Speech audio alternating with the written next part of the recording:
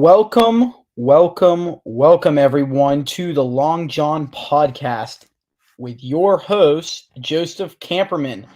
I am incredibly excited to get this episode kicked off titled A Blend Between Both Worlds. So, you guys know me, I'm a sports show host for the Long John podcast, and I figured why not come at you with two really awesome generic topics today, the NBA and NFL. So we're gonna kick it. I'm gonna kick it off here now, and you can find this episode on Apple Music, it's an Apple Podcasts and Spotify tomorrow. But right now, we are airing live on YouTube and Twitter. So you guys can find me at the Long John Pod on Twitter and on YouTube at the Long John Podcast. So I'm really excited to get this episode kicked off, and we'll get right into it. So, topic number one, I'm gonna get started on. This is an interesting one. Before I get into any more details, this is probably the best part. Is the NFL was really slow paced. Of course, you got your odd rumors here and there, but very slow paced. And then out of the news today, a big thing drops, and I'm gonna get to that here with the next topic. But starting off with topic number one was the announcement after a relatively slow week in the NFL. Dan Snyder has agreed in principle, so it's not finalized yet, but in principle to sell the Washington Commanders for a record $6 billion to Josh Harris, a majority owner, who would be a majority owner, and he is currently the owner of the Philadelphia 76ers and the New Jersey Devils. Part of this ownership group would include Mitchell Rales. It seems like Mitchell Rales and Josh Harris are both the big money duos in this deal, but included in the buyers are Magic Johnson, who is currently who would be a limited partner in the purchase. Magic Johnson, as you guys also know, is a partner and a limited partner in the ownership of the Los Angeles Lakers. So this would be a very interesting move. Dan Snyder bought the Commanders in 1999, so over 24 years ago, for $800 million. So talk about a return on investment. Unfortunately for everyone else, fortunate for Dan Snyder.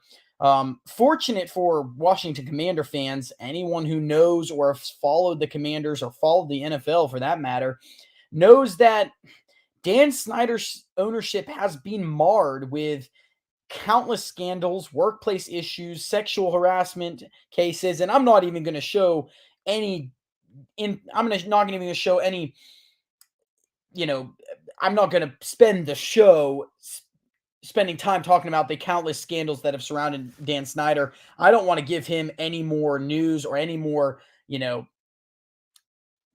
clout's not the right word, but I don't want to give him any more attention than he deserves. The dude is an absolute scumbag, and I will stand by that till the day I die. I am not impressed with Dan Snyder. As an Eagles fan, from a pure football standpoint, I'm ecstatic because they have been mediocre for the last 20 years, and I've been ecstatic because I'm enjoying them being mediocre. But the moral side of it, and really what takes precedent in this case, is the Washington Commanders have been the face of a team that has been run really horribly from the top down. And it starts with Dan Snyder. I have the utmost respect for their head coach, Ron Rivera.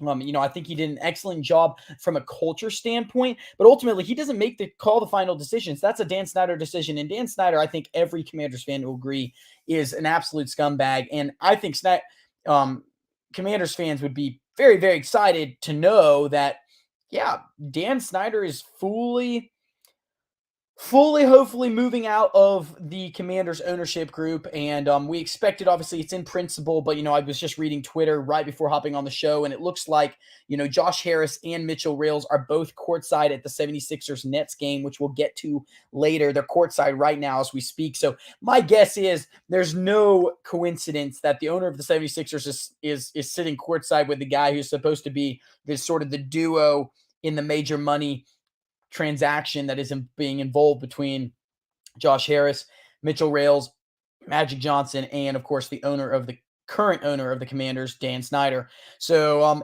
from a NFL standpoint and a moral standpoint, this is a win for the Commanders. for the Eagles, it'll be interesting. I didn't really know how to feel about it when it was first announced that he was mulling around buying the team earlier on last week. And then when it happened, I was talking with a coworker, and he said to me, he was like, well, you could look at it one way, where it's not often that you get to say that your city essentially owns the Commanders from top to bottom. And I sort of like that take. So I'm going to take that. I'm going to run with that as long as I can, because ultimately, yeah, it is not there. It's not often that I can say that, yeah, we truly own it. And of course, the owner of 76ers, and I'm a Philadelphia 76ers, huge Philadelphia 76ers fan. Yeah, so that's a little bit weird. It's definitely, I don't know how to feel about it, because it just doesn't seem right, but it also, yeah, it's just part of the NFL. And yeah, it's unbelievably crazy to think that finally this is coming to an end after what seems like eternity. First they went through the name change, went nameless for a while. Then they chose a name that I personally didn't think was the most inclusive name. I thought it was a little bit of a, oh, well, we don't have a name, so we're just going to pull a name out of a hat. I don't know. The Commanders, I can't stand them. So this doesn't really change my opinion on them at all. It just makes it, from a moral standpoint, a much better situation. But I'm not going to dwell on that anymore. I'm going to move into topic number 2, which is the bombshell Jalen Hurts contract update. So, of course, yesterday, if any of you guys have watched or read my weekly news sports report, which drops on Instagram every Sunday. If you noticed, on Sunday, I posted, while we're still waiting for the Jalen Hurts contract situation to be resolved, well, guess what, guys? This afternoon, the Eagles inked Jalen Hurts to a 5-year, massive $255 million deal, which includes $179.3 million in total guaranteed money. This is obviously, as a lot of you know, a substantial amount of money, and it's the second most. I'm going to read some stats from here for you guys. I am a man of stats. I really like to read some of these just to show you just the sheer magnitude of this contract. It's the second most ever guaranteed money to an NFL player, behind the $230 million that was given to Deshaun Watson by the Cleveland Browns last year after the trade, where he was sent from the Houston Texans to the Cleveland Browns for a variety of picks, and he signs this massive, fully guaranteed contract. Now, unlike Deshaun Watson's contract, Jalen Hurts is not fully guaranteed, but he does net the second highest guaranteed money by an NFL quarterback in NFL history. So that's, or actually a player in that matter, in NFL history. Some notes that I've gathered from NFL Network. It's expected that he's going to receive a full 110 million fully guaranteed money at signing. And he's also expected to make $64 million through the first year of his new deal that will kick into place in 2024. So from what I understand regarding this deal, Hurts gets a raise in 2023, which includes a $23.294 million signing bonus, and he will make, basically, as I said, $64 million through the first new year in 2024. So this actually provides the Eagles with some flexibility. Jalen Hurts can earn an additional $15 million in incentives, giving him an opportunity to make as much as $274.304 million through 2028. So, of course, right now we know the base contract is $255. He can make an additional $15 million on top of that. He's also going to be making on top of that $4.34 million that would have been due in the last year of his original contract this season. So it looks like, from what I understand, and of course, I'm gonna find out a lot. We, as in general, the sports world is gonna find out a lot about the contract status and the contract details in the coming weeks. Here's how I sort of feel about this situation. At first, when I saw the contract come in, I'm like, whoa, this is huge. I mean, I expected it to be big, but this is massive. I didn't really know how to feel, to be honest with you guys. But when I started looking at the numbers, it started to make a little bit more sense. And of course, it looks like, I will say this, until more details come out, I'm reading simply what's from Ian Rappaport, from various other news reporters. It looks like the Eagles now maintain flexibility for the next 6 years on a deal that preserves preserves the Eagles in a way that they can hopefully keep the team intact. And part of what it looks like is he's going to make $64 million in the first new year of his 2024 contract, and that looks like it's going to be $64 million, and that's including the first 2 years. So, if he was due the $4.304 million under his rookie contract this year, it looks like he gets a raise, which includes a $23.94 million signing bonus. So it looks like he could make about a little upwards of $40 million in 2024. But if you split $64 million, and unless I'm mistaken, if you split $64 million over 2 years, that's really not bad at all. And what's big about this contract is that he's the first Eagles player in history with a no trade clause. And for any of you guys who don't know what that means, I'll explain it to you. It's quite fascinating. So the no trade clause really started gaining steam, I would say, in the last 4 to 5 years, where NBA players and NFL players felt like, hey, we feel like we're being owned by the team. We should have a say when they want to trade us, where they want to trade us. And so what they got together, you saw a lot of, the first story that comes to mind for me was the DeMar DeRozan, which I'm going to get at here in a minute. The DeMar DeRozan trade from the Toronto Raptors to the Spurs, San Antonio Spurs. So you saw that trade go down, and it was someone who was like DeMar DeRozan had never requested a trade. He was a good player, and all of a sudden you saw the Raptors had an opportunity to get Kawhi Leonard, this big name star. Of course, Kawhi ended up bringing them a championship, so no one in Toronto is probably complaining. But the NBA sports world sort of went on high alert, from my memory, where a lot of players were saying, well, where's the loyalty? Players get bashed when they want to leave a team, but when an NBA or NFL, or for that matter, any sports team wants to trade or get rid of a player, all of a sudden it's okay.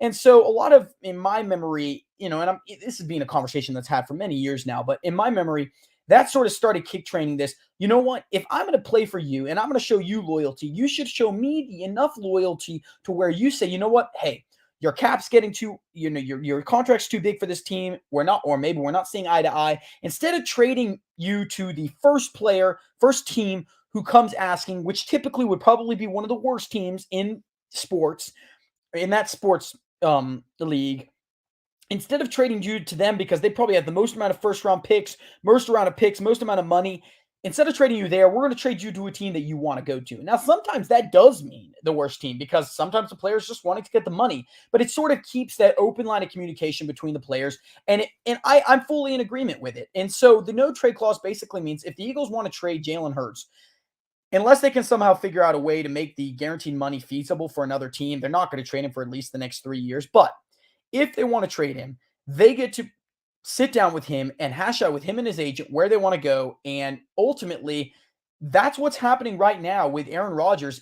Aaron Rodgers is willing to go to New York Jets, but now they've got to hash it out and say, what do you want? And so it's a very interesting dynamic. I'm not going to dwell too much more on it, but it is cool that he is the first Eagles player and in history to have a no trade clause. So you probably are wondering, where does Jalen Hurts rank in the quarterback rankings for payment? So, of course, as I just stated earlier on in this conversation, Jalen Hurts is now officially the wealthiest quarterback by year, not by guaranteed money, but by year. And so he falls number one at $51 million on average per year. Aaron Rodgers comes in a second, $49 million. Russell Wilson, quarterback for the Broncos, comes in at $48 million. Kyler Murray, Arizona Cardinals quarterback, $46.1 million. Deshaun Watson comes in at $46 million. Patrick Mahomes comes in at $45 million. Josh Allen comes at $43 million. Daniel Jones for the Giants comes in at $40 million. Matthew Stafford for the Rams comes in at $40 million. And Dak Prescott comes in for the Cowboys comes in at $40 million. So here's the deal when I look at this. Okay, so I'm not going to go bore you guys with more stats on what has happened here, but I'm going to tell you right now, Aaron Rodgers, Russell Wilson, and Patrick Mahomes are the only people on this list. Sorry, Aaron Rodgers, Russell Wilson, Patrick Mahomes, Matthew Stafford, and Jalen Hurts are the only one of these 10 players are the only 5 to actually have been to a Super Bowl. The list now gets more narrow. Russell Wilson, Aaron Rodgers, Patrick Mahomes, and Matthew Stafford are the only quarterbacks to have won a Super Bowl. So, of course, 5 of the top 10 have been to a Super Bowl. 4 of the top 10 have won a Super Bowl. 2 of the top 10 have been to more than one Super Bowl, and only 1 of the top 10 has actually won more than one Super Bowl. And that person is Patrick Mahomes, who in a lot of reporters believes was actually outplayed by Jalen Hurts in the Super Bowl. Now, I can discuss this. I know Jalen Hurts had the key fumble, but he rebounded well. I'm not going to sit here and argue on who I believe is better in this rankings, but I will tell you right now, of these rankings, the only quarterback right now, I'm not telling you 5 years down the road, I'm not telling you next year, the only quarterback present day that I would rather on my team, and it's not even rather, but the only quarterback that I would justify paying more than Jalen Hurts right now would be Patrick Mahomes. And I know that's crazy to say, but it's because he has two Super Bowl wins and 3 Super Bowl appearances. It's rather incredible. He's got 1, 2.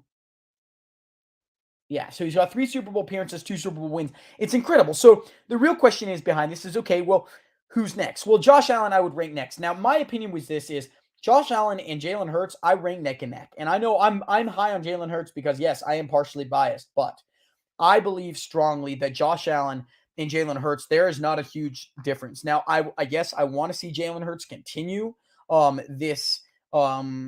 continue his tear that he's been on this last season. But I'm going to tell you right now, I'd rather Hurts over Prescott. I'd rather Hurts over Stafford because of age. I'd rather Hurts over Jones. Daniel Jones. I'd rather Hurts over Watson. I'd definitely rather Hurts over Murray. I'd rather Hurts over Wilson. And I'd rather Hurts over Rodgers because of the negativity he brings. So right now, I'm telling you, I'm not unhappy with the league and the way it's forming out to be, because the truth is the NFL cap is going to continue to increase.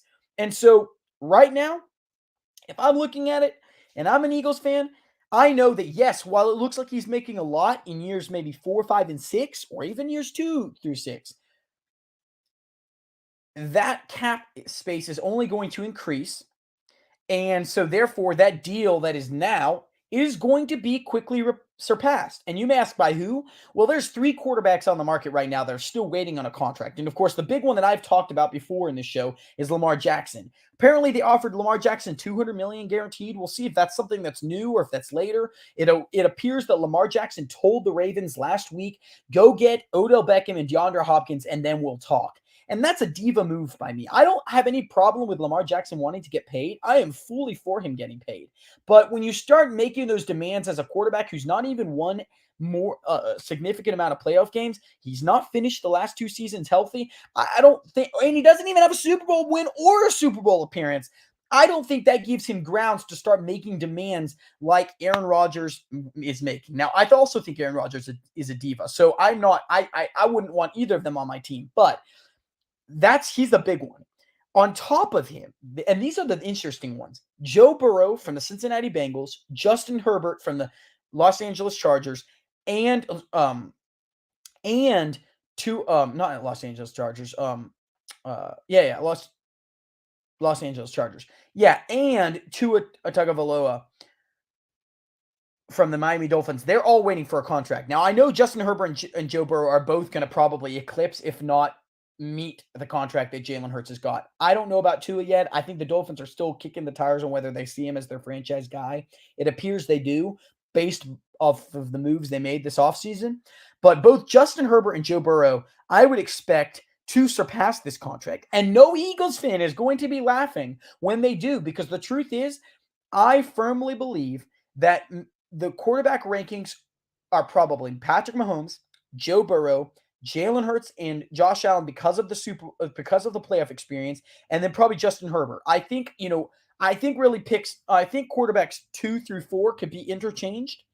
I think Patrick Mahomes stands alone by himself, but that's really where I'm looking at it right now. And I know that the truth is his contract could be surpassed tomorrow, could be surpassed next week. I think it's just a matter of time before either of those 3 quarterbacks sign that sign a deal.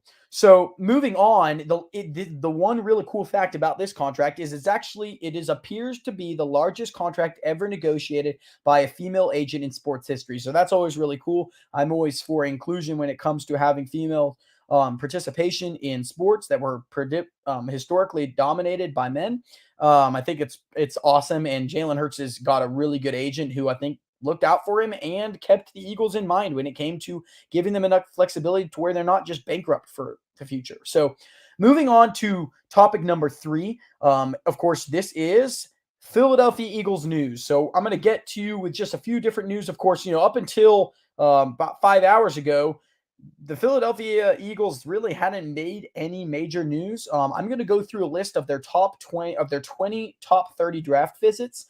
They've had Khalif Alassi, cornerback out of Kentucky, Brayden Daniels, offensive lineman out of Utah, Broderick Martin, interior defensive lineman out of Kentucky, Paris Johnson Jr., offensive tackle out of Ohio State, DeJuan Jones, offensive tackle out of Ohio State, Jaquelin Roy, inside defensive lineman out of LSU, Bijan Robinson, running back out of Texas, Lucas Van Ness, edge out of Iowa, Brian Bresee, inside defensive lineman out of Clemson, Jalen Carter, inside of defensive lineman out of Georgia, Emmanuel Forbes, cornerback out of Mississippi, Khalil Ringo, cornerback out of Georgia, Nolan Smith, edge out of Georgia, Julius Brent, cornerback out of Kansas State, Gervon Dexter, senior, inside defensive lineman out of Florida, Peter Skoronski, offensive lineman / guard out of Northwestern, Joey Porter Jr., cornerback out of Penn State, BJ Ojulari, edge out of LSU, Darnell Wright, offensive lineman out of Tennessee, Dorian Thompson-Robinson, QB out of UCLA. And that rounds the top 20. They may have had more that haven't been released. They may have still 10 more visits to schedule. Typically, there's top 30 draft visits. You obviously can only interview 30 players. So this is sort of gives you guys an idea, a look into who the Eagles may be picking with their first round picks, plural, or just one if they trade out of the first round with their first or second pick. What I will tell you right now is there's a few players to highlight right now. So I'm going to highlight a few players that I believe are realistic expectations, in my opinion, on who they could be picking in the first round. So I think DeJuan Jones, the offensive tackle, Paris Johnson, offensive tackle, Peter Skoronski, Joey Porter, BJ Ojulari. I'm looking through this list. Nolan Smith, Khalil Ringo, Jalen Carter, Lucas Van Ness, Brian Bresee, Bijan Robinson, and maybe Broderick Martin out of Kentucky. So, of course, these are top 30 visits. So, some of these visits, they're not going to be, when they say top 30, they're not all locks to be in the first round. In fact, a lot of these people definitely are not going to be in the first round. For a fact, Dorian Thompson-Robinson, QB out of UCLA, he's not going to be top first round. He's probably not going to be second round or third round. I don't even think the Eagles are interested in picking him. It just gives you a list of players you can interview. And so, yeah, those are the list of the players the Eagles have interviewed. My whole opinion is this. I think there's probably 5 players that they could pick with pick 10, and that would be Jalen Carter, Bijan Robinson, Lucas Van Ness, Nolan Smith, and maybe an offensive tackle if you want to throw another one in there like Paris Johnson, DeJuan Jones, or the tackle out of Tennessee. The name is slipping me right now. I'm coming up with it here. He has definitely risen up a lot of draft boards, and I know a lot of people are interested in him. It's not DeJuan Jones out of Ohio State. He's out of Tennessee, and I just mentioned him. Darnell Wright. He's the offensive tackle of Tennessee. He's a swing tackle. So my whole opinion is I think there's only just a select few that the Eagles could stick with at 10. Then in the later rounds in pick 30, you're probably looking at guys like Brian Bresee. It depends on where Bijan Robinson goes. I think he'll be gone by pick 30. But Brian Bresee, Khalil Ringo, Emmanuel Forbes, maybe DeJuan Jones, depending on how high some people are on him. I think Darnell Wright is gone by pick 16. Maybe he slips into the pick 20, but he's rising up people's draft boards. So that gives you guys sort of BJ Ojulari is another one. That gives you guys a few players sort of in the back end of the in the of the first round that they could be targeting. And ultimately, a lot of this just depends on where the Eagles pick, because right now they're scheduled to pick at pick 10 and pick 30. This could drastically change if they move up in the draft or back in the draft. We just don't know. And we won't know really, we may not know even until draft night. So that is it for Philadelphia Eagles news. I'm going to be moving on to topic number 4, and that is NFL news. So, of course, it's been a quiet news for the NFL this week. Outside of the sale of the Commanders and the signing of Jalen Hurts to a contract, the NFL has not experienced too much change this week. Some news to keep in mind would be Bud Dupree signed with the Atlanta Falcons on a 1-year deal. He's a linebacker and a defensive end, depending on what formation they play in. He previously played for the Titans and Steelers. He was a first-round pick for the Steelers a couple of years ago. This is a good signing. The Atlanta Falcons were really primarily dominated the last 6 days in the NFL when it comes to signings. They also re-signed Kadarius Hodges, their wide receiver. They have Kyle Pitts, obviously, and the wide receiver out of USC that they signed last year. Those guys are, this is not a big signing. This is just a depth signing for them. But Kadarius Hodges has definitely been a good player for them in the past, and they re-signed him. They also made a pretty big trade that I think could end up being shocking the NFL world in how successful this could be. Jeff Okudah was traded by the Lions to the Falcons on Tuesday for a 5th-round pick. He is a former 2019 first-round pick, and he pairs with first-round pick AJ Terrell that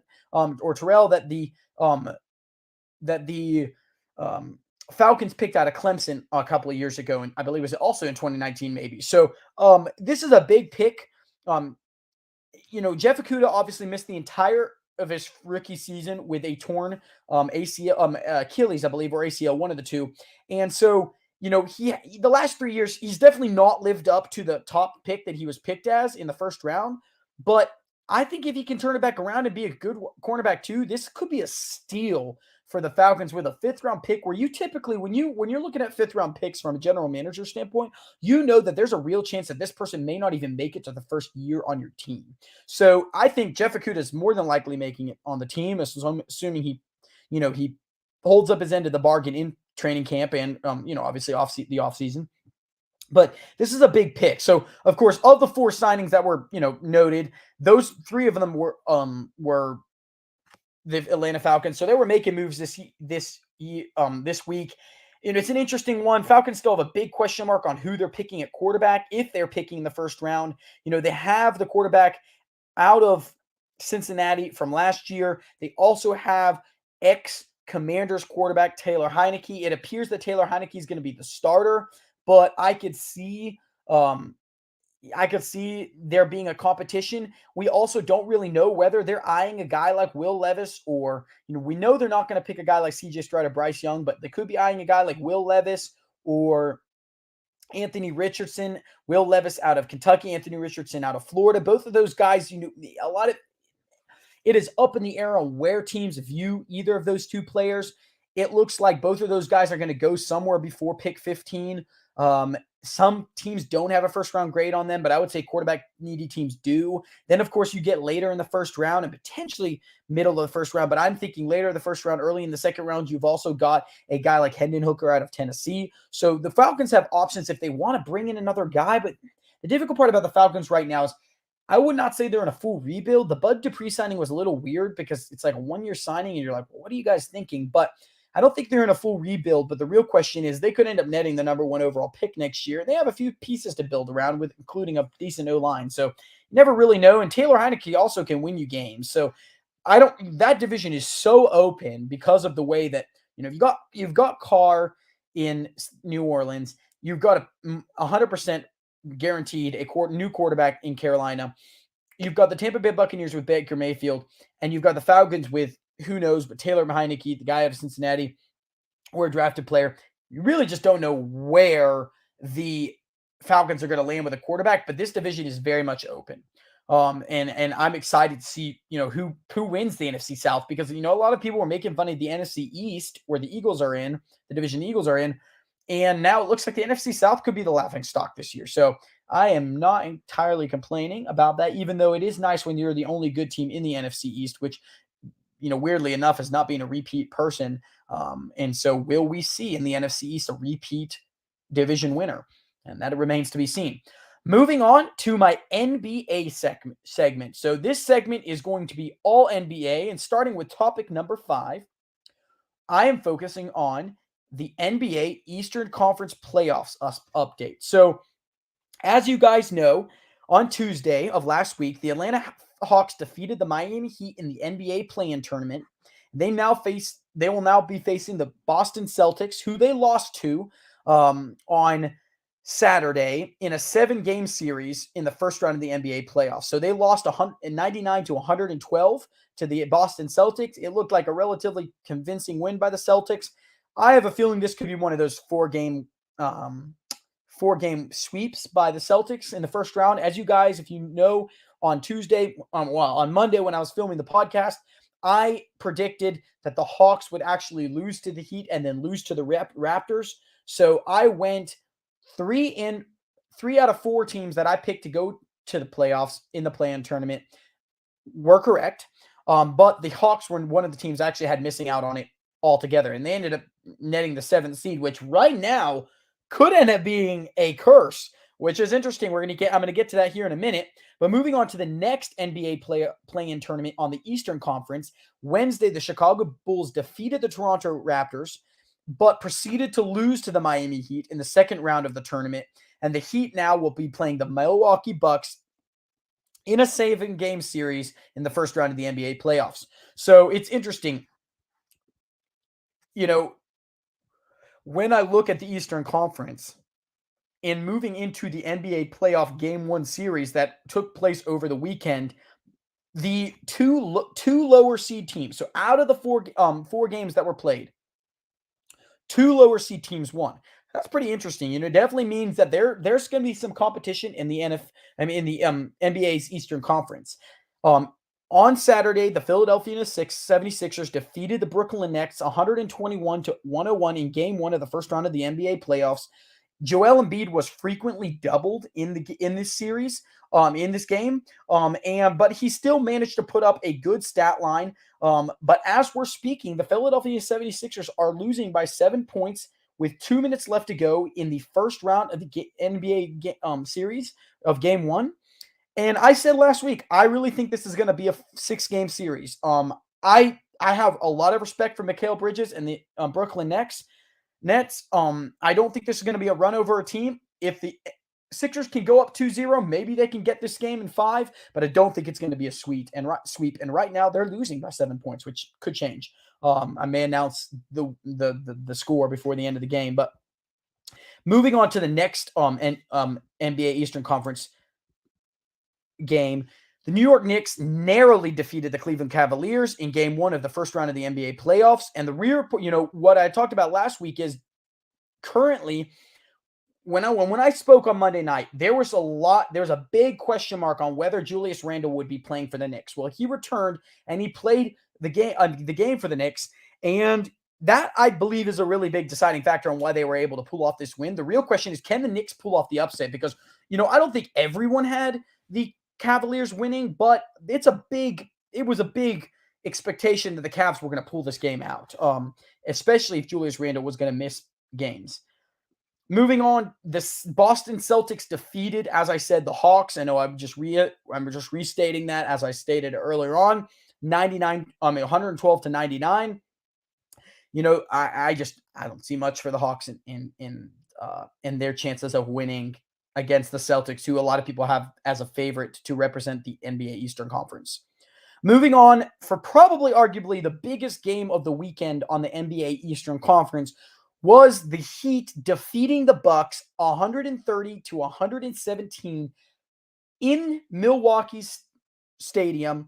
However, they did this without Giannis, who only played 11 minutes in the game after suffering a lower back contusion. So, of course, when I saw initially this, I was working on Saturday. When I saw the score, I was like, whoa, what a shocker. Then when I saw the reason why potentially they lost, I was like, okay, the Heat played really, really well, but the Bucks were also missing an NBA MVP candidate in Giannis Antetokounmpo, and that's a big deal if you're missing him for about 3/4 of the game. That's a huge deal. So, it looks like there was no structural no, it was announced that there was no structural damage to his back, and the coach is optimistic he could return for game 2. So, I will say this right now before moving on to the Western Conference playoffs update. If Giannis Antetokounmpo cannot play in game 2 and the Heat take game 2, going back home, facing in their home crowd a Giannis Antetokounmpo who is probably still recovering from that injury, and they pull off this game 2 and go home, beware, because if this game gets split in Miami and it goes 3-1, I think Miami becomes the shocker and actually beats the Boston Celtics. And here's this deal. This is where it gets crazy.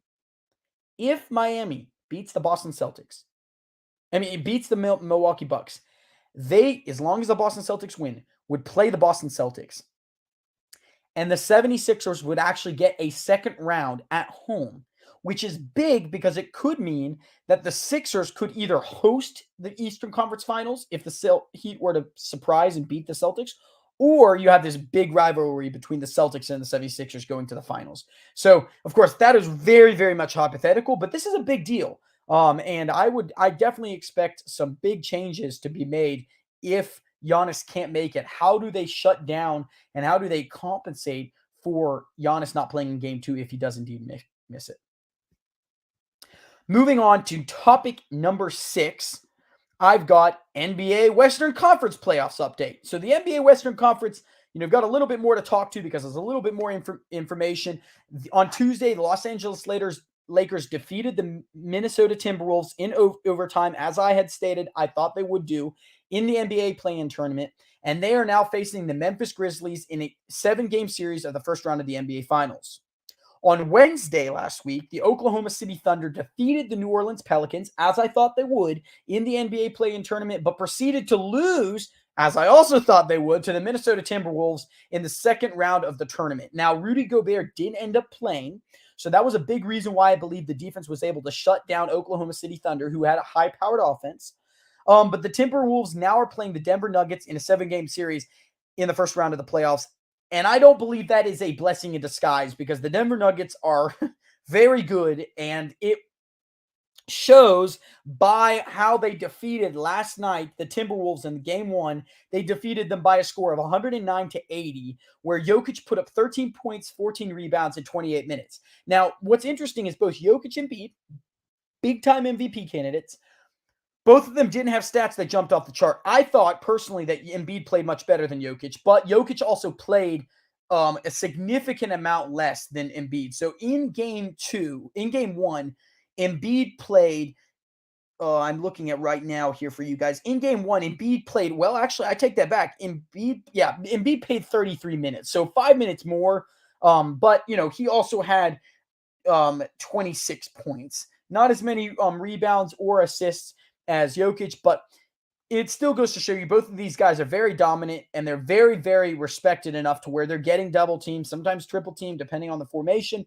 And yeah, this is going to be interesting to see. Will the Nuggets sweep the sweep the Timberwolves? I could see that very much happening. Now, Timberwolves may grab one at home and make this a 5-game series. And if you're in the West, you're sort of hoping that happens because you don't want a rested Nuggets team, especially with Jokic, who may not be still playing at full health due to the calf issues he's been having. Moving on.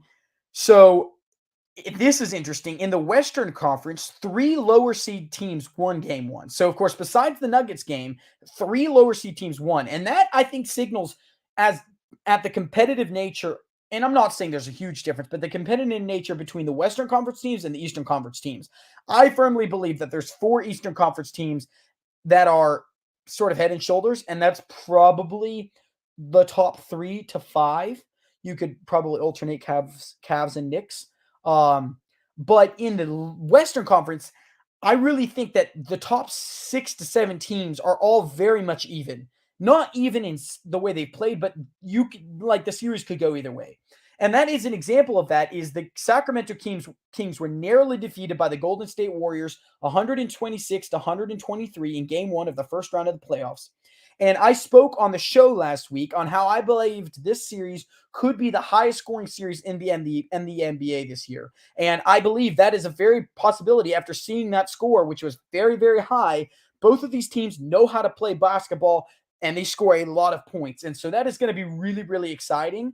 I think it's living up to the expectations of being a high-scoring affair, and it remains to be seen what happens. But the Golden State Warriors were obviously the 6th seed, playing the 3rd seed Kings. This is a big deal because I thought the Warriors would pull this one out. I said it last week in the show, and it's showing that it may very well happen. And so, it's a very interesting dynamic that's happening right now. Will the Warriors be able to live up to this hype, to this expectation that I sort of put on them last week in the show? They're so far doing it. And it's going to be really exciting, that series, to see how it plays out. Moving on to probably one of the most interesting, in my opinion, series was on the Western Conference, was the Grizzlies versus Lakers. They defeated the Grizzlies at a score. The Lakers defeated the Grizzlies of a score of 128 to 112. The big shocker that made a lot of Lakers fans, hold their breath was Anthony Davis hurt his shoulder. Well, the fans did not know, and I'm not a fan, but fans did not know what the extent of this injury was because we saw him mouth, "I can't move my arm." And I'm thinking, oh crap, this is bad because we know how injury plagued Davis has been, but we also know how integral he is to the Lakers' success. And I really thought this is going to be bad. He injured it, however, in minute 115 of the second quarter, but returned in the second half and has said that it would be no issue moving forward. So I know a lot of Lakers fans are just breathing a sigh of relief because whenever you lose one of your star players, it's bad news. However, on the flip side, and this was the NBA on Sunday, suffered a lot of injuries. You got Giannis, you got Davis, and you've got Ja Morant. Very concerning. So Ja Morant hurt his hand in game 1. The x-rays came back negative, which is a positive, but he admitted that he's in a lot of pain and could miss game 2. So that's a big, big deal because I think the only reason why this game was even remotely close, which of course we know it wasn't, obviously wasn't within a margin of 5 or 10 points, but, because this game was, competitive to say the least, you begged the question, okay, well, how does this play out if Morant misses game 1? Because just like I talked about with the Heats against the Bucks, if the Grizzlies drop 2 games at home and then the Lakers go back to their home and play these 2 games and it's a 3-1 series, I think you can kiss this series goodbye. Now, do I believe the Grizzlies deserve to be 2nd seed? Yes, but I also recognize that the Lakers, being very experienced in the playoffs, had an opportunity to upset this team. And, to put it in perspective, LeBron James had 21 points. Vanderbilt had Davis had 22 points. D'Angelo Russell had 19 points, and Austin Reeves had 23 points, and Hachimura had 29 points. So the truth is, of the 6, 5 starters, obviously, but of the 6 players getting major playing time, almost 5 of them had double digits. I mean, had scores in the 20 points or more.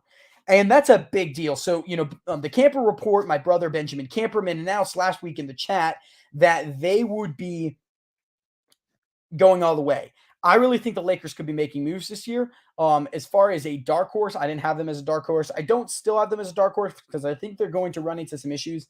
But yeah, that's a very, very interesting matchup to look at, especially when they take them for game 2, whether or not Ja Morant can actually play, because he is really at the height of the success of the Grizzlies. And so they're very interesting moving forward to see how that plays out. Moving on to the final game that took place, and that was the Clippers versus the Suns. Now, I announced that this was going to be one of the more exciting matchups because, of course, as you guys know, the Suns beat the Clippers 2 years ago in the playoffs, and they beat them in 4 games, and it was a sweep, and it was bad, and it was not something you want to really be seen. I think Clippers fans don't really appreciate that. But the biggest thing that stood out to a lot of fans today was that Russell Westbrook, shot 3 for 19 against the Suns, but guarded Devin Booker very well. So, I think it's amongst the NBA, it's a big toss up on where people feel this, whether people feel this is good. Some fans are saying, look, you shoot 3 for 19, it's going to come back to bite you. Some fans are going, look, this is who Russell Westbrook is. He's not going to put up a ton of points for you, but he's going to be a great defender.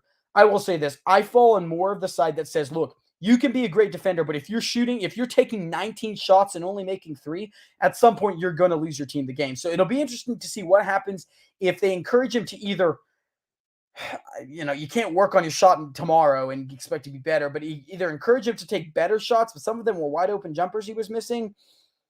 I think they're not going to try to change the way he plays. They just may try to not put the ball in his hands as much, and that would probably be of benefit because it looks like teams aren't taking him seriously. So very interesting to see what happens. And yeah, I'm excited to see how this series plays out. Of course, the Clippers beat the Suns, and they're also a lower seeded team than the Suns. So what are we going to see in the Western Conference? If we see 3 of 4 teams in the West, if we see 3 lower seed teams beat out of the 4 games, that's a big deal. That's a big deal. Shows to you the quality of the competition in the NBA Western Conference.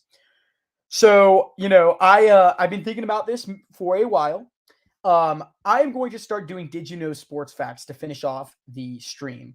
So I want to first of all thank everyone for their support over the last 7 weeks. This was episode 7. And if you had told me, last year this time, Joseph, you're going to be doing the show, I would have sort of laughed because I've been talking about it for over 2 years. And quite honestly, I've never taken the step to do it. And it means a lot, all the support I've showed. I got the most amount of views on my YouTube short that I posted ever last week. And so I am really, really, really happy with all the support that I've been shown. It means the world to me. So I'm going to start to end the show with a topic 7. Did you know sports facts? Of course, if you want to get an inside look onto the sports facts, check out my weekly news report that's released on Instagram at the Long John Podcast every Sunday. And the last slide is going to start moving forward being the Did You Know Sports Facts. So, did you guys know that in American football in 1906, when the forward pass was introduced, an incomplete pass would cost the team 15 yards? This blew my mind. When I was looking up some interesting facts, I was like, wait, what? Imagine if that rule still made sense today. It gets even worse. However, if the ball hit the ground without anyone making contact with it, so if it was deflected and incomplete, that wouldn't count. But if it hit the ground with no one touching it, the team would lose possession of the ball, which is like essentially a turnover. So of course you guys know how aggressive the NFL was back in the day. Imagine some of those early games in the early 1900s where you're playing the ball, you're like, yo, if I just hold this player, I could totally screw this game up and I could get the ball back. And so I just thought that was funny. Of course, the NFL quickly did away with the American Football League quickly did away with the penalty, and they abolished it in 1913. So of course, there wasn't any, the rule didn't last for very long. The 7 years is long enough, but I thought it was very, very interesting that was the case. I can't even imagine in the NFL in this day and age, if you had an incomplete pass, whether it would be a 15-yard penalty. So I've got the Camper report, my brother Benjamin Camperman showing up. Benjamin, I appreciate you tuning in. I just got done talking about the Did You Know Sports Fact of the Day. And Benjamin, if you didn't hear, in 1906, the NFL, if you were playing in the American Football League, an incomplete pass would be 15-yard penalty. And if no one touched the ball when it hit the ground, the team would actually lose possession. So I was just talking about how crazy that would be. Unbelievable. What a stat. And so, yeah, that sort of two rounds off my episode today. I appreciate all the support. Again, you can check me out. Make sure to visit the Long John Sports Weekly News Report on Instagram. You can check me out on Instagram, YouTube, and TikTok at the Long John Podcast. You can also check me out on Twitter at the Long John Pod.